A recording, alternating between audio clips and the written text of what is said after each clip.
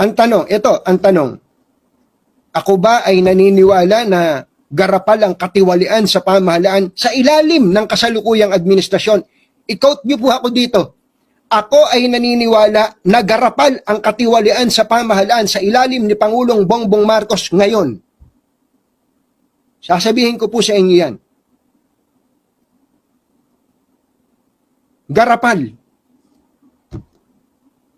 Kaya, kung meron man pong dapat na umaksyon dito, dapat si Pangulong Bongbong Marcos.